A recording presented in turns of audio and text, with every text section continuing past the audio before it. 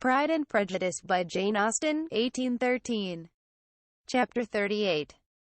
On Saturday morning Elizabeth and Mr. Collins met for breakfast a few minutes before the others appeared, and he took the opportunity of paying the parting civilities which he deemed indispensably necessary. "I know not, Miss Elizabeth," said he, "whether Mrs. Collins has yet expressed her sense of your kindness in coming to us, but I am very certain you will not leave the house without receiving her thanks for it. The favor of your company has been much felt, I assure you. We know how little there is to tempt anyone to our humble abode. Our plain manner of living, our small rooms and few domestics, and the little we see of the world, must make Hunsford extremely dull to a young lady like yourself.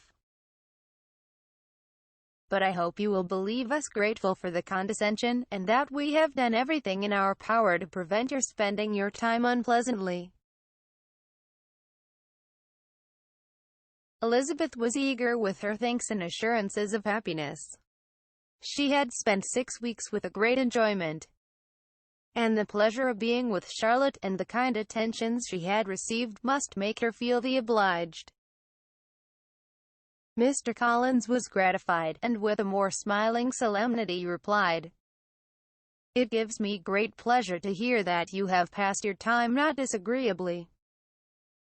We have certainly done our best, and most fortunately having it in our power to introduce you to very superior society, and, from our connection with Rosings, the frequent means of varying the humble home scene, I think we may flatter ourselves that your Hunsford visit cannot have been entirely irksome. Our situation with regard to Lady Catherine's family is indeed the sort of extraordinary advantage and blessing which few can boast. You see on what a footing we are. You see how continually we are engaged there. In truth, I must acknowledge that with all the disadvantages of this humble personage, I should not think anyone abiding in it an object of compassion, while they are sharers of our intimacy at Rosings." Words were insufficient for the elevation of his feelings, and he was obliged to walk about the room, while Elizabeth tried to unite civility and truth in a few short sentences. "You may, in fact, carry a very favorable report of us into Hertfordshire, my dear cousin. I flatter myself at least that you will be able to do so. Lady Catherine's great attentions to Mrs. Collins you have been a daily witness of, and altogether I trust it does not appear that your friend has drawn an unfortunate. But on this point it will be as well to be silent. Only let me assure you, my dear Miss Elizabeth, that I can from my heart most cordially wish you equal felicity in marriage. My dear Charlotte and I have but one mind and one way of thinking. There is in everything a most remarkable resemblance of character and ideas between us.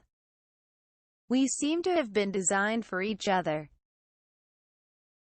Elizabeth could safely say that it was a great happiness where that was the case, and with equal sincerity could add, that she firmly believed and rejoiced in his domestic comforts. She was not sorry, however, to have the recital of them interrupted by the lady from whom they sprang. Poor Charlotte! It was melancholy to leave her to such society, but she had chosen it with her eyes open, and though evidently regretting that her visitors were to go, she did not seem to ask for compassion. Her home and her housekeeping, her parish and her poultry, and all their dependent concerns, had not yet lost their charms. At length the chaise arrived, the trunks were fastened on, the parcels placed within, and it was pronounced to be ready.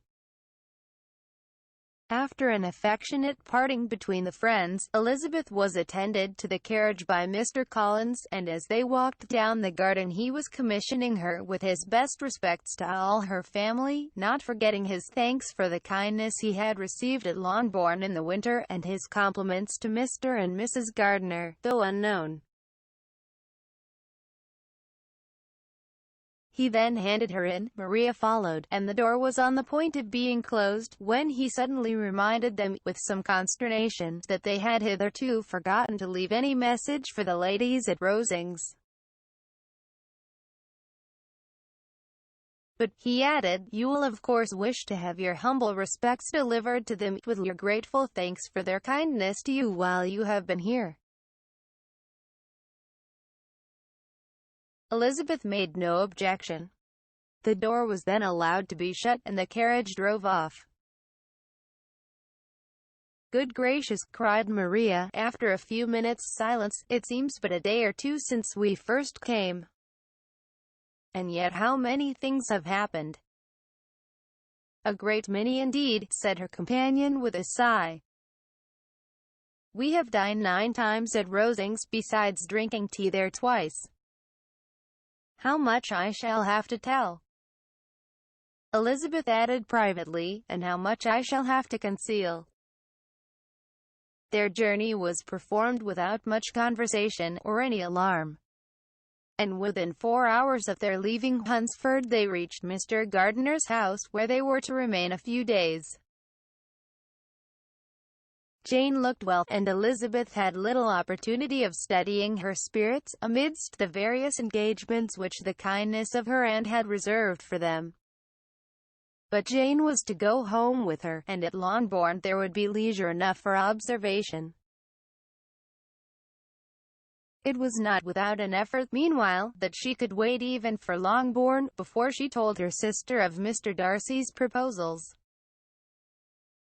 To know that she had the power of revealing what would so exceedingly astonish Jane, and must, at the same time, so highly gratify whatever of her own vanity she had not yet been able to reason away, was such a temptation to openness as nothing could have conquered but the state of indecision in which she remained as to the extent of what she should communicate.